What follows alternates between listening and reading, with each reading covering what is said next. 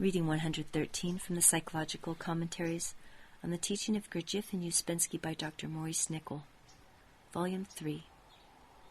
Great Animal House, March 13, 1948. Internal Considering.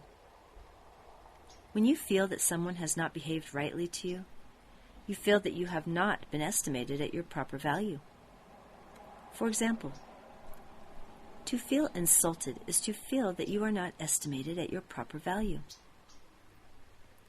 So people often say when insulted, "Do you know who I am?" or something like that. They mean that they have a certain valuation of themselves. So they say, "Do you know who I am?"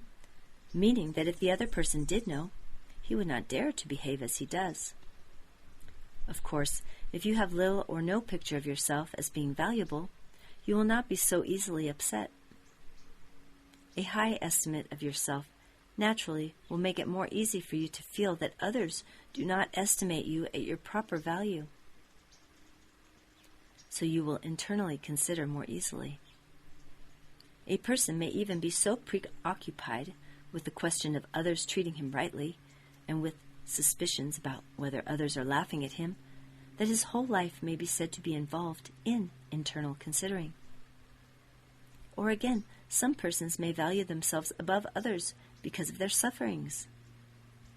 People cling to their own suffering and come to regard themselves as worthy of special evaluation because they have had all kinds of hardships, miseries, and sufferings. They are offended if another person begins to talk of his own suffering. They feel that the other person does not consider them enough and that he is selfish. It is difficult for them to realize that other people also have sufferings. Nor do they realize that to see selfishness in others is to see the reflection of one's own selfishness. For the more requirements you demand from others, the more selfish will others appear to you. What is it that causes us to begin to internally consider? Let us ask the question, at what point or where do you start making accounts? You start when you feel you are not estimated aright, when you feel you are undervalued. The waiter does not come when called. The shop assistant serves another person first. Perhaps people do not look at you enough in the street, or let us say pay sufficient attention in general. Or one person seems persistently to ignore you. Or perhaps you hear what someone said of you that is nearly always unpleasant. There are 1,001 possible examples, less and more serious. Small incidents upset us easily. The waiter, the shop assistant.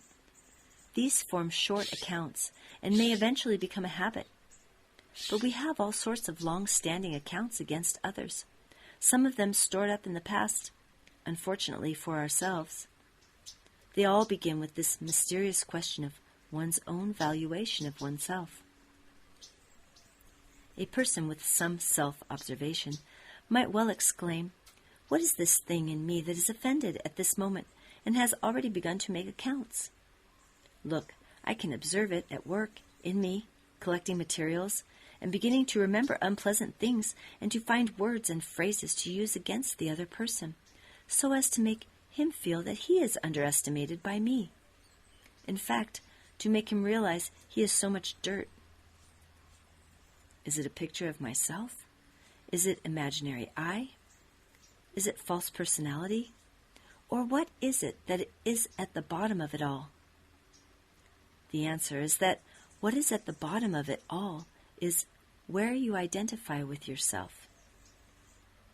All forms of internal considering, of which making accounts against another person is one form, belong to identifying. The work says that we must study identifying down to its very roots. A man is only offended where he is identified with himself. And the work also says that the study of identifying must begin with the study of where you are identified with yourself. It is here that you can be upset, hurt, offended, insulted, and so on. The being identified with oneself comes first. Being upset and offended comes second.